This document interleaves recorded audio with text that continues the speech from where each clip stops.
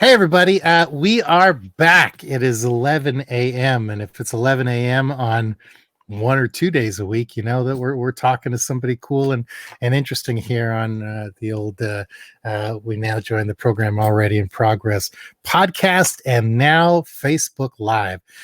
Today, this is exciting. We have Jason Greenspan. I'm going to let Jason introduce himself, but before he does, I'm going to tell you that I like Jason a whole lot. Hey, Jason and I I had the pleasure of working with Jason. Hopefully it was reciprocated, but we worked together a little while ago on a project that I'm quite proud of. And Jason's a good guy. Jason's had 20 years of experience fueling growth, transforming businesses, and of course, building businesses. Most recently, Jason was the co-founder and CEO of WHOOSH.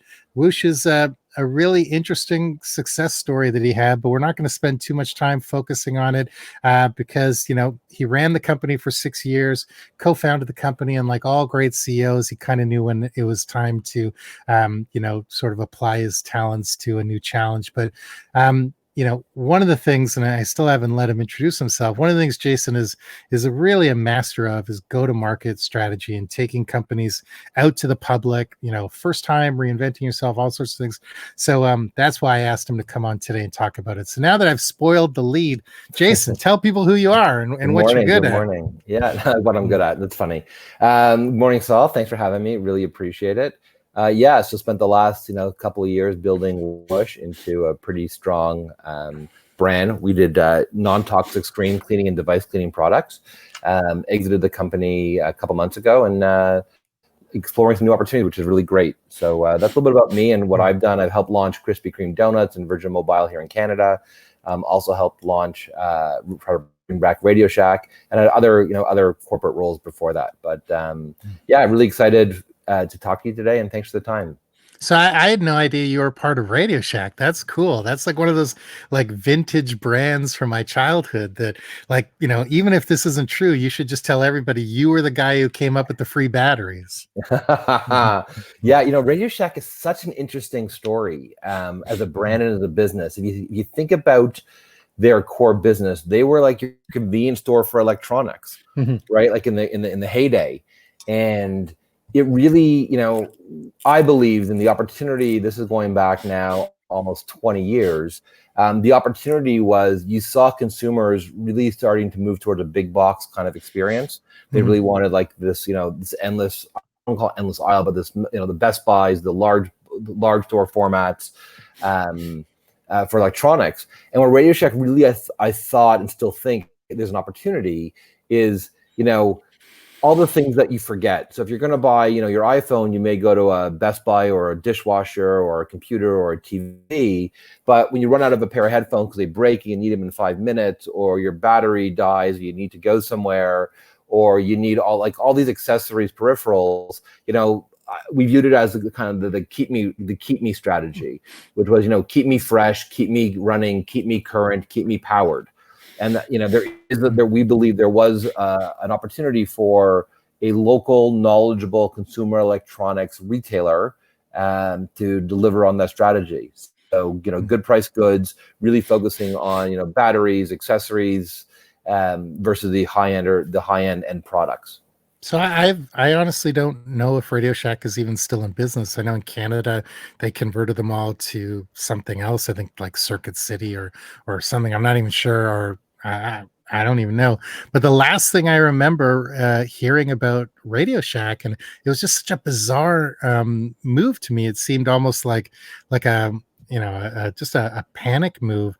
Was that they made Nick Cannon from America's Got Talent their creative director. And really, I don't remember that. Wow. It's like 2 years ago. They tried to ride the celebrity train, and the thing that they came out with, like their signature Nick Cannon Radio Shack device, was these over-ear headphones, kind of like they looked a little like Beats. They were trying to sort of ride that wave of popularity. But the difference between these ones were that there was like a switch on them that you could just wear them around your neck flip the ear cones up, and they'd be these really loud, obnoxious speakers. It'd almost be like neck speakers. So you could wear them as headphones or neck speakers. And they had a TV commercial of Nick Cannon riding public transportation, which, first of all, right there was bullshit. And two, he's entertaining the bus with his music through these speakers, and everyone's happy. I don't know if you've ever tried to play music on a bus. I was just thinking about that. Can you imagine how annoying that would be? Yeah. Right? Like you're a passenger on the bus, and you hear this music, which you may like or you may hate, but you're into your own thing and you're doing your own thing. Like, oh my God. Yeah. Whoever wrote that brief, the creative brief, and delivered that creative, they definitely missed a few things with that.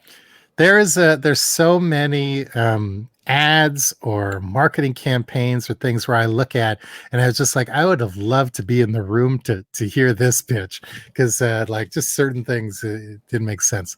Okay, enough reminiscing. Let's talk for real. So see, like one of your core skill sets besides running a business, which is like a skill set. I tell people all the time, I'm really great at the creative side of my business. I don't even know if I'm so good at running the business. You sort of have got both skill sets. But one of your things is you've brought in products to market, and go to market strategy is something that will always be valuable, and will always be something that, there's a little bit of mystery around and things like that. So maybe just, high level, how do you describe go to market strategy, or just going to market, and what is it that people do right and do wrong? So I think it's a couple things, just you can follow my diatribe for a moment. I think go to market strategy is really what your business strategy is, right? At the end of the day, you are trying to get a customer to pay you money for a product and service, and hopefully more than once. I believe anybody can convince anybody else to buy a product or service one time. Right? I think that's been, you've seen that a lot. The question is, how do you create relationships with customers that they, you are their product or service they want to purchase. So when I think about go to market, I think about, what business are you in? Like, what do you want to sell? What's your value proposition? Which will help you identify who your core customers are, where to sell, what to sell, how to sell. And then go to market is, trying to develop I would say your distribution or your sales strategy and your marketing strategy to do that. And then offer consumers, your customers, products and services within those channels, those verticals, those channels that so they can purchase it, right? And to make it really easy for your customer. I think people overthink it, right? Like, I really believe today, people significantly overthink a lot of things to try to perfect it. And part of it is, you pretty much have, as a consumer, where you buy products, right? Whether it's a grocery store for groceries, or you go to a certain clothing store for brands that you like for apparel, or they have your style. You buy, what you buy, where you buy it generally. And I think your responsibility as in a business is to provide your product to consumers in the channels they want to buy in, right? They want to buy it, and make it easy for them to purchase your products and use your products and services. So I know, just using myself as a sample of one, my little survey here, I have noticed, and this is just me being weak-minded, I know that, but I buy a lot of stupid shit on Instagram, because that just happens to be where I am. Like and it's all impulse buy, and it's all like stupid things under $20. It's not anything like I got to tell you, like I've looked at some really ridiculous. I've had like the LED neon lights that with the motion detector for under your bed and the stairs. I've had those in a shopping cart at least 17 times since we've been in lockdown, and I just like, part of me just says no, it's stupid, and I abandoned my cart. But my use of like shopping and retail and e-commerce and things has totally changed, because like, if you're not where I am, I don't know if I'm going to search for you anymore unless I need something. If I need a pair of jeans, I go to gap.com and I get my jeans, but I'm not going to Gap unless like I need something. And I'm not going to, like, I no longer shop aspirationally anywhere. So it's like, if you disrupt me somewhere, then you're going to get my attention, and then you've got to sort of like convince me, kind of thing. But it's fascinating just to see how my use has changed, because I used to, like, if I was bored, I would just go look for stupid shit to buy on eBay, and now I don't I don't spend any money anywhere, because like money ain't flowing the way it used to. But have brands figured this out, or are they still screaming, come to us, we're here, we're open, and things like that? Like it kind of goes back to your Radio Shack example. Like, I would never ever go to Best Buy unless something broke, or like something like that. So how are these brands changing the way they act, especially now with stay at home, or like I got an email this morning that one of the malls close to my house is opening up, and I was just kind of like surprised by that, because even though people say it's okay, my mindset isn't ready to go hang out in a mall. So like how do things, I've thrown like 18 different things at you. You've thrown a lot there. I think it's really interesting, right? Just go through them one by one. Yeah. I think it's really interesting. I think this world of COVID and work from home, stay at home, be at home, however you want to define it, has in the short term, it's changed people's behavior, right? I think you've seen it in the stats, right? So e-commerce, percentage of e-commerce, it's usually e-commerce, right? So when I say e-commerce, I mean buy through a click. Right, let's use that as a definition. So you buy through a click, and the product is shipped to you where you are. Right, it's gone from 16%, at the end of the year, to about 30%, through April. That's a massive increase, right? So, what it tells you is, it tells me two things. One, consumers just want to buy; they want to get their products. They don't really care how and where they get it. Make it easy for me, and I will buy from you. Right. So I think people forget that. It's like, ooh, look at the rise of e-commerce. It isn't really the rise of e-commerce. I think it's a rise. It's not really the rise. It's just a shift in share, right? From I used to go to a store, I can't go to a store. So how do I get the same products to me, right? Or different products. So I think that's definitely a piece of it. I fundamentally believe. It also tells you that when the share of wallet jumped to 30%, that still tells you that 70% of share is still occurring in some kind of a store, right? Like that, right? So I don't, people say it's the demise of retail, or demise of malls, the demise. I don't believe that. I think, yes, it'll decrease over time, but I think we as animals and social beings, we like going out and doing things with our friends. The North American Western consumerism, I don't think it's a short term. It's gone. Right, we don't want to shop in malls or be out with people. I think we are social by nature, and people will return to it. Will it drop to zero? No. Will it go to maybe 50%? But I also think about your brand experiences, right? You walk into, what's your favorite store? What's your favorite retailer, Saul?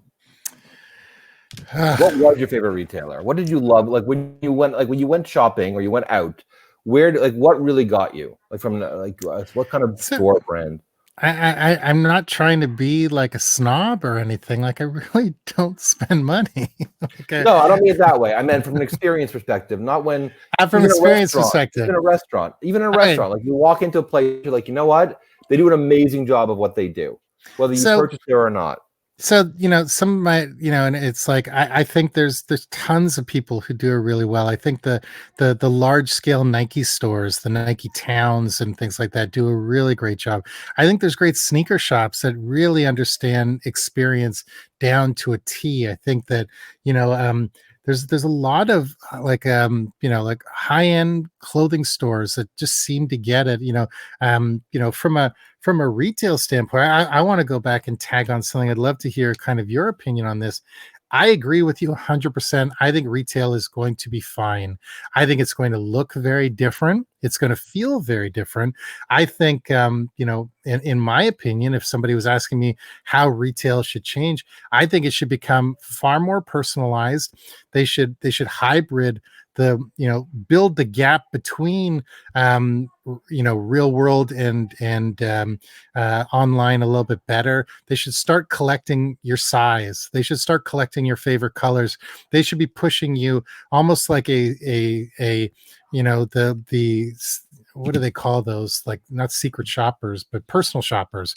There should almost be, like, if I'm going to go shop at a fancy department store, the fancy department store should no longer be 80,000 square feet or whatever they are. It should be a reasonable size, and I should call them and say I'd like to come, and they should pull 25 things for me that I should see instead of me wandering around the store. And they can do that online as well. So it's like they know my size, they know my likes, they know they know that I like bold and I like prints and I like this and I like that. Every Tuesday, they should not only be, sending me a coupon, they should also be sending me 6 outfits that they think that I would really like, and I can either buy them or not buy them. I think a retail should have a far greater,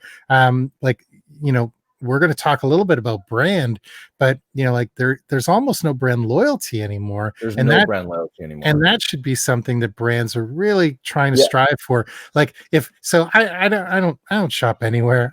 It's like I wear like shirts, and I'm with you. I hear you. I barely wear pants, but one thing, it's like if I gotta go to a wedding, or I'm going to a bar mitzvah, I'm going to a business meet or something, I should be able to email Nordstrom's. I'm just picking Nordstrom's out of all of them, and say, I have a wedding coming up. They should send me 7 outfits, like, mix and match. But here's the catch, and then I'll let you talk. They should know everything I've bought. So 3 of those outfits should be things I've already got in my closet. And then they should try to sell me 2 more things, or say, your navy suit, we've got this great new shirt and tie combo that would go with it, or things like that. Because we've already given up all of our freedom and our data and everything. So, but brands aren't using them the way they should. And this is a real opportunity for retailers to, like, actually own my closet, not my wallet. Yeah. So I think some of them do that today. I used to work at Holt Renfrew years ago, and they call it clienteling, and some of them do that. Is it done on a mass level? I think it's been a challenge for retailers to focus on customers that aren't their most valuable customers or highest spenders, and really provide the customers, like I would say you and me, right? With that kind of level of service when the spend isn't there. Not saying they can't get it, but it's just a matter of, we're going to focus where you fish where the fish are, to a degree, right? You spend those resources in those opportunities. But I agree with you. I think this transformation that we're going through right now and seeing, I think it's amazing to live through as a human, as a social experiment to see. I think retail is very much going to rapidly evolve, right? I think experiences will matter more versus the commodity, and the brands matter. I think your point about brand loyalty doesn't exist anymore, I think that occurs for a couple of reasons. I think, and this may shock some people, I think business brands have gotten lazy. I agree 100%. I think they've gotten lazy. I think they're afraid to say something. They're afraid to stand for something versus stand for nothing, for every, we can't do that because we're afraid we're going to shock and awe, or it doesn't fit, or somebody's going to be upset. Being a brand means saying no. It's like strategy. I always have this conversation with people around strategy and strategy and strategy. And I believe fundamentally that what makes any business or person successful is about execution, not about strategy. Right? You can strategize, you can find the perfect market, the perfect need for the market. If you can't deliver that product to that customer, you can't execute well, it really does, your strategy doesn't really matter. Great idea, poor execution means you fail. Good idea, great execution means you succeed, right? I think for brands, I think they get stuck up with, we're trying to be all things to all people, or most things to most people, and we keep micro segmenting and micro niching, and which I think to a degree makes sense. But having putting your foot down and saying, we stand for this and not for that, and we're going to do this and we're not going to do that, adds a lot of value. And I think brands today matter more than anything else. Think about the food that you're buying right? You know, you can buy the white label, no name, private label products, or you can buy the national brands, right? And they come, and I think the brands have to do a better job of convincing you, why me? Why should they buying you today? What value do they get in paying for X and paying for Y?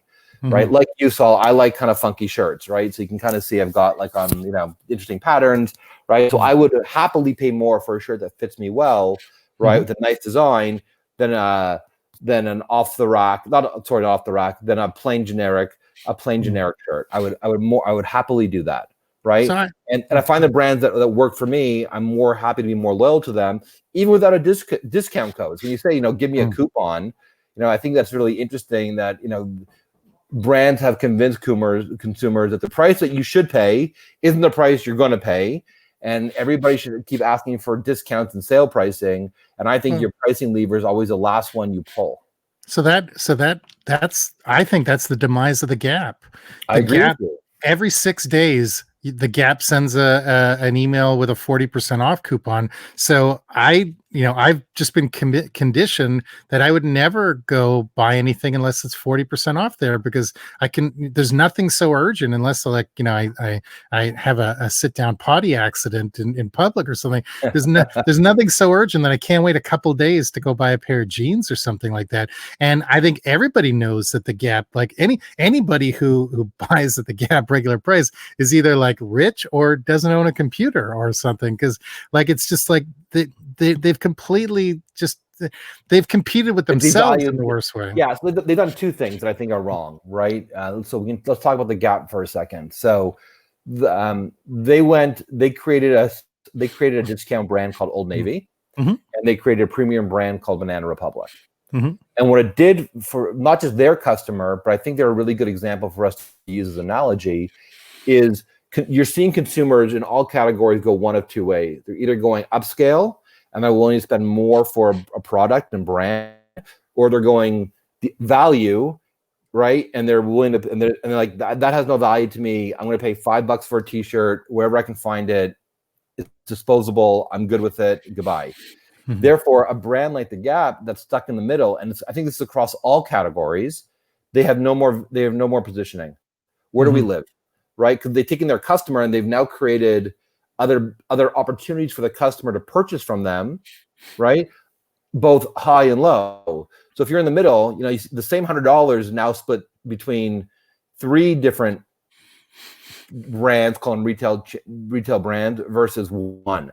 So the Gap has no more value in the market because you've sucked the middle out. You said, this commodity, I can get it cheaper either through a coupon, massive coupon, or go to Old Navy. Right? Or you said you want higher quality, better fit, better styling. I'm using those as generic terms. Go to Banana Republic. So the Gap in the middle is left with, what do we stand for? And nobody really knows today, right? You know, I think Sears was the same problem. I think Radio Shack has kind of the same problem to a degree, where it's like, you know, you were afraid to you're trying to be all things to all people versus saying, we can be really successful at doing this, right? And owning this and doing this and doing it to the best of our ability and finding an opportunity there. Yeah. So this is like the 4th or 5th Facebook Live we've done like this. And the very first one we did was with Jesse Frampton from Fuzz Wax Bar. They have a chain of, waxing bars.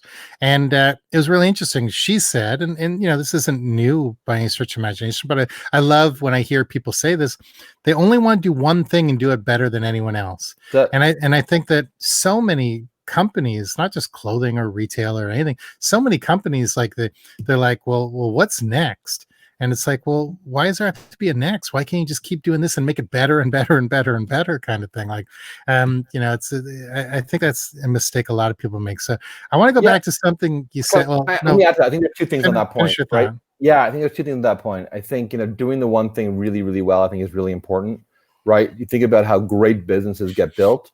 They typically do one thing really, really well, and they add adjacencies around it, right? And you could pick any other brand you'd like. You know, Coca-Cola, they're really known for Coca-Cola Classic, right? And then they built around it. Fuzz Bar, right? They're really great at, you know, waxing, and that's what they do. And they may add other services that you can buy when you're there, but you go there for that purpose, right? I think that's really important. I think that's really important, is to know what your core ethos is and do it better than anybody else. Because as you know, Saul, it's so easy to go somewhere else, right? The barriers to exit for you as a consumer are so low that you better be great at something, or you're just going to go elsewhere. Yeah, but it's funny. I might be very different than a lot of people. I'm fiercely brand loyal. There's probably 7 brands that dominate 90% of like my wallet. And I talk about this all the time with people, and people are always amazed that I can't really be swayed, and I don't know why I'm like this, but it's like it could be like growing up husky, that you found things that fit you and you stuck with it, and stuff like that. But it's but even to the point where the 7 brands that I live and die with, or 8 brands I live and die with, they still like let me down sometimes too. And I don't mean in like quality or fit. I mean, as a brand, like Nike, I'm fiercely loyal to Nike for 30 years. I haven't worn a single other brand. I buy from Nike.com, because they have it. And what do I need to go chasing from? They have all this information from me. I've worked for them. I have relationships with people in the company, and they still send me like, emails that are irrelevant to me and stuff like that, like and things like that. They should know I only wear 2 styles of their shoe, and I buy too many of them. And I buy workout clothing and this and that, and all that stuff. Like, they really shouldn't be sending me soccer ball emails, or girls tennis attire and things like that. Like, it's fascinating how even the brands that you think have got it all figured out still haven't gotten it figured out. And maybe this is a kick in the ass to sort of like make some changes or create some more opportunities for personalization or things like that. But it's interesting that I'm not sure that brand loyalty is that valued anymore on the brand side. It's all about more they worry less about churn and more about acquisition and things like that, where like I've always said, you treat your current existing customers amazing, they'll bring 10 of their friends. Agree with you completely. No, agree with you completely on that, right? It's always cheaper. It's cheaper and more effective to keep your current customers happy than it is to always, I always found it frustrating with the wireless companies, right? Because like, you kind of know that every 3 years or 2 years, you're just going to compete on price because you get the hardware is like, right? So it gives you the better deal. And your current wireless provider, at least in my experience, can never match the price of the new guy. And it's like, you actually want me to go through this experience of going somewhere else just to call you again in 2 years to flip back? Like, it makes no sense to me. It's like, it's backwards, right? It's like, no, we value you. If this is really important to you, saving you $5 a month, great, happy to keep you as a loyal customer, right? Or say, you know what, we really can't, and I'm happy with this too. I'm really can't. If you really believe that $5 a month, right, is worth more to you than to switch or to stay, you have to move beyond price. I think that's what we're talking about, right? I think you have to move beyond price to a large degree with a lot of these businesses and brands, and compete on your brand, right? Yes, personalization matters. It's really hard, right? It's really hard to know exactly what Saul Colt wants, right? You try to put Saul Colt into a cohort that has other Saul Colts in it, and generally Saul Colts look generally the same. I know that's very challenging because there is no other Saul. No, it's a cohort of one. It's a cohort of one. So like, that personalization is going to be really challenging for you. But yeah, like I think there's some significant opportunities for more personalization and to know your customers better. I think that's what it's about. It's know your customer, deliver what they want, what they expect from your brand, and do it consistently. It isn't that complicated. The cell phone example is really fascinating. So I've had like a 5-6 year relationship with Rogers, where go in and out, do projects every now and then, and I actually think Rogers is a great company. I've seen it from the inside. I think that they've, like every company, they're an easy target, and people really hate them because they're providing a service that is the most important thing to people. It's like, without internet, there's no pornography. Without internet, there's no e-commerce. Like, if you were to ask people, could they live without, a kettle or a frying pan or internet, they're always going to say internet and stuff like that. Live without a microwave instead of a laptop or something like that. But man, it's not just Rogers. It's any of the telcos in North America, maybe throughout the world. I don't know what it's like outside North America, but is there ever been a industry where like the consumer doesn't even want to, it's like you call when you have a question, you're just like, let me speak to your manager. I know you don't have any power. It's like, I'm going to like get this figured out. Like it's, that as soon as your contract is up, you're just like, well, I'm just going to keep escalating this till someone gives me what I want. And it's like, it's such a bizarre thing. Like, can you imagine walking into a restaurant and treating like a server the way you treat your mobile phone customer service agent? It's insane, right? Like we always have, some of the businesses that I, kind of grew up on and learned from in my journey, they always believe the first person that made the decision, you supported that employee. Yeah. Right or wrong. If, if it was a call center or a retail employee made a decision, right or wrong, whatever it was, right? You had their back, right? 'Cause, I always find this super interesting that the person that you as a consumer talks to is generally the lowest paid employee, right? Generally, like which is to me is a little bit, I don't say backward, but like I think that needs to be fixed. And we're seeing some of that happening during COVID, right? All of our frontline grocery store workers and people trying to help keep us safe, getting pay raise, and I hope they stick.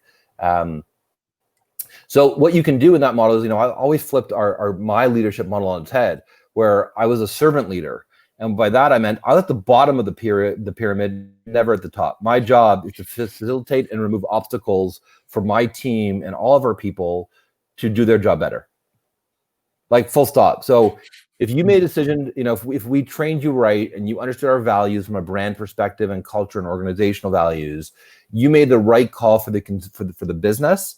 You made the right call for the customer, right? Whether that costs us money or saves us money, that was the right decision, and we trusted you to make the call.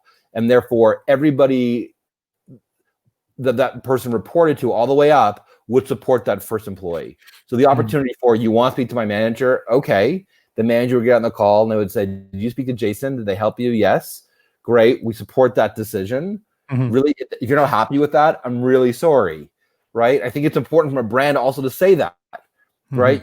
You can't meet every customer's needs all the time, right? And it's okay to disagree with customers, and it's okay for customers. I don't believe customers are always right, right? But there's a way to diffuse the situation and say, we're gonna have to agree to disagree, or I'm sorry, I can't help you with that. If that means you're gonna go elsewhere, then I think maybe they go elsewhere, right? So that may not be the kind of customer that you actually want in the end. Right, the customer's coming to you and saying, "I'm only going to buy from you if you save me $5 more on my wireless contract." Do you really want that customer in your business?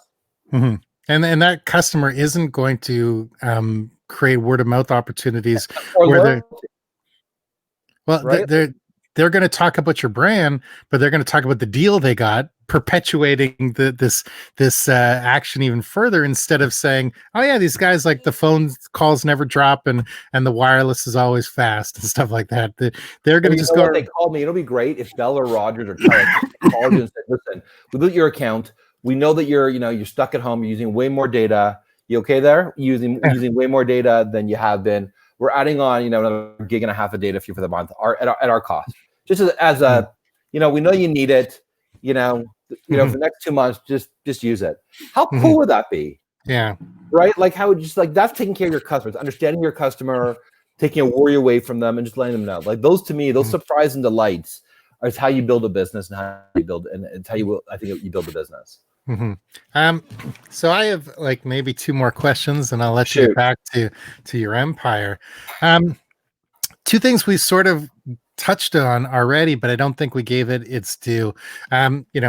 You said e-commerce is really king right now, and Michelle Romano from Dragon's Den and Clearbank, she's been very vocal in the last couple of months, showing the curve of e-commerce and saying that it's grown it's grown almost 10 years in 4 months Right. from a level of usage and profitability and stuff like that.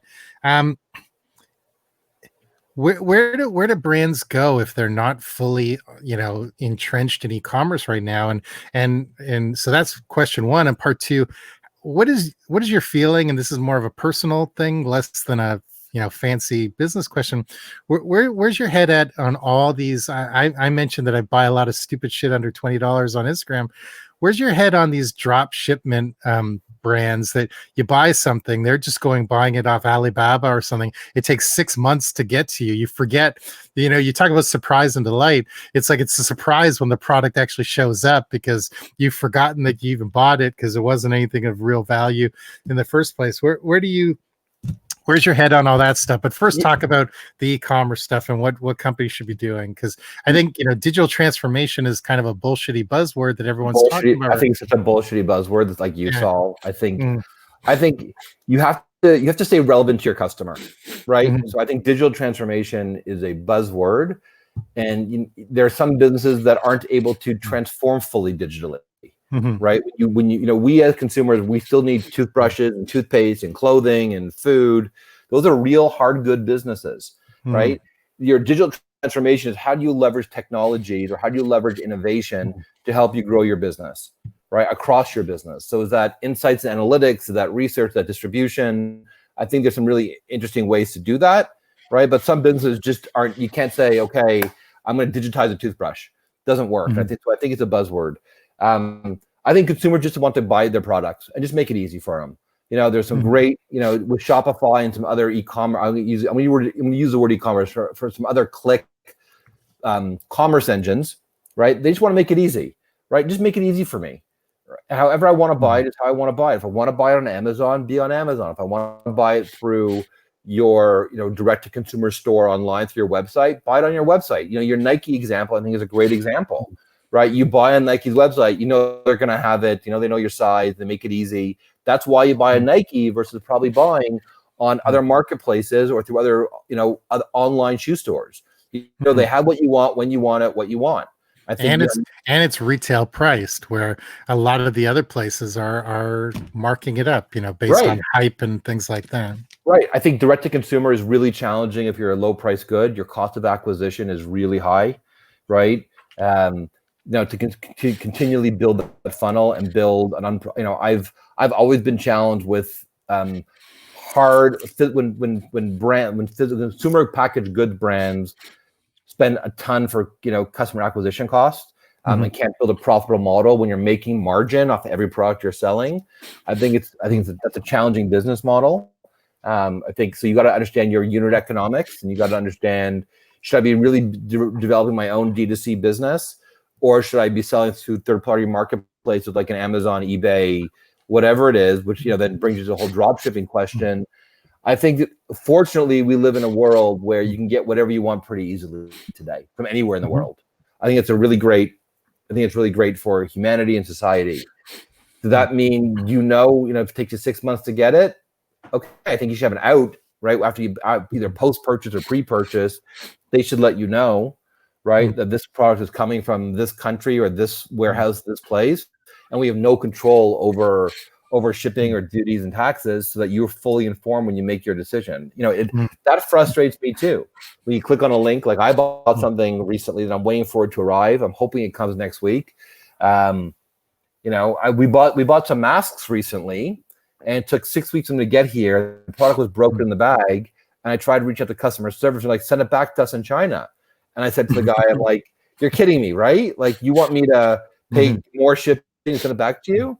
It makes no sense, right? So drop shippers, I think it's a great model for some people, and for some of the manufacturers to, like an affiliate program could really spread their tentacles to drive some volume. But you've got to really understand where you are in that ecosystem and the value chain, and clearly communicate to your consumer, what meet their expectations. Yeah. All right. Last question. You've been amazing. I appreciate your time. This has been really great. I want to get back to brand for a minute. You talked about, the importance of brand, and we've sort of come at it from a couple different angles. One angle I'd really love to hear your opinion on is the angle of cost of building a brand. So, and I've sort of one thing I want to get back to, my dear friend Reggie Weidman, who I love like a brother and as more than a brother. I when you were talking, I went and brought up LinkedIn on another window. I wanted to see what he calls digital transformation, because he does that for a living. But I had him on the podcast, and I kept using digital transformation. He kept correcting me, so I wanted to see. He calls it digital readiness, which I think is a more appropriate term, because, like you said, not every product is ready, and not every product can be transformed. So I just wanted to shout out to Reggie. I build brands. Yes. The tagline of my business is "We help brands." It's pretty straight to the point. It is amazing how many conversations I have. I feel like I'm always complaining when it comes to this shit, but whatever. This is my therapy. I feel that a lot of brands think their brand is just their logo, and it's not everything that touches the customer, and it's not something they want to invest in. And I'm not even talking about small companies that maybe don't have a lot of liquid budget to invest in something like this. I'm talking about like the $2, $3, $4, $10 million revenue companies that they just don't see the value in it, because they know that it's like $1 in, $2 out on a Facebook ad or something like that. They don't realize that building your brand it touches retention, it touches word of mouth, it touches 25 tentacles of your company, as opposed to just $1 in, $1 out. It could be $1 in, $10,000 out, but it may just take a little bit longer, and it's not a direct one-to-one. It's really hard, right? It's really hard, and it's expensive.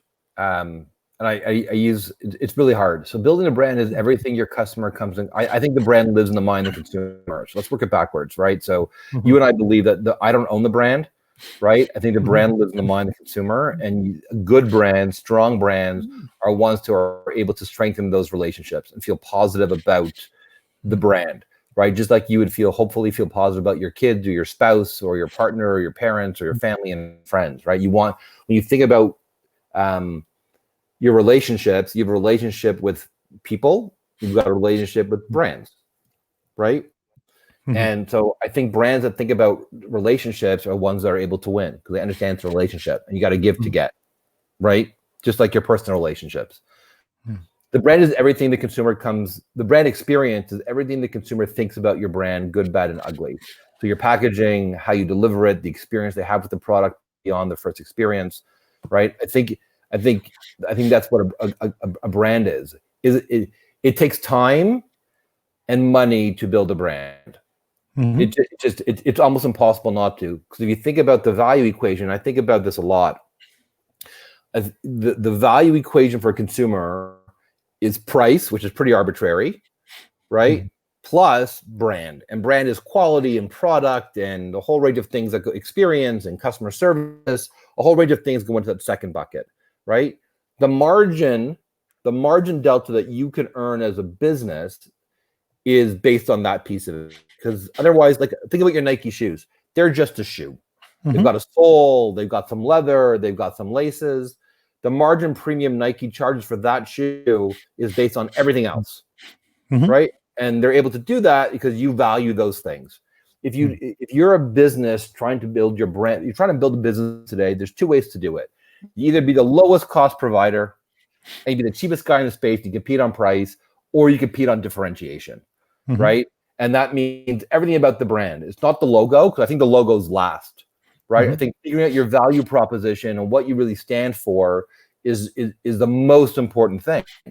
How are you going to compete against everybody else? Where are you different against everybody else? Not superior, different. I think today, being better is no longer a winning strategy, right? Because everybody can say new and improved, right? It's always new and improved, to your earlier point. Everybody wants a newer thing, a better thing. And anybody can always create newer. You want to be different in everything you do, from packaging to design to user experience to design experience if you're a service to customer experience, right? You want to be different than everybody else, and that creates a sustainable, creates a moat for you, creates some barriers to exit for your consumer, for your customer, and creates more margin opportunity for you. Like, it frustrates me when the first thing I hear from brands in terms of how we're going to build our business is, let's offer a sale. It's like, you've just, like, compete on brand first. If pricing is very easy to drop. Yes, it takes time and money. It does, based on your business. Are you an impulse item? Are you a considered purchase? You've got to really understand where you are. Today, it's very different. Now you're worrying. Now you're competing in a world where Maslow's hierarchy of needs is really winning, right? And we're focusing on shelter, food, basic items versus, higher up in the scale of luxury items. I think brands matter, and you do that through conversations. Think about how do you build relationships with people, take those same principles and build relationship with consumers. They're exactly the same. The mediums and how you communicate are different, right? But they're exactly the same. And you try and do it at a scale or at a mass level versus on an individual one-to-one level. So I think that's how you do it. I'm not going to profess where you should spend or how you should spend, because you can do it very cost effectively, right? Or you can spend a lot of money and try to buy with huge media budgets and do it that way as well. There's no right or wrong. There's no right or wrong answer. You have to understand to build good brands, they take time. It's like good friendships. They take time and they get stronger. Cool. No, I love that. That's a great place to end. Jason, thank you so much for this. You've been great. So you are you're out there in the world helping brands. Tell people how to get in touch with you, hire you, work with you, any of that stuff. Yeah, so all that above would be great. Looking for some new opportunities to really help brands grow and thrive and transform, and how to do that. Preferably consumer brands than B2B, but I can help with B2B as well. You can reach me at jason@greenspan.ca, pretty easy, or find me on the social channels. Instagram at Jason Greenspan, Facebook, I think it's the same, or LinkedIn is JR Greenspan. That's where you find me. And let's talk. We should do this again, and we should pick a topic and just go really deep into something. We can and have people ask questions, and we'll do like a quick fire challenge or something. We can do this as often as you wish. Awesome. Thank you so much. Always great talk with you. Yeah, likewise. Bye, Saul.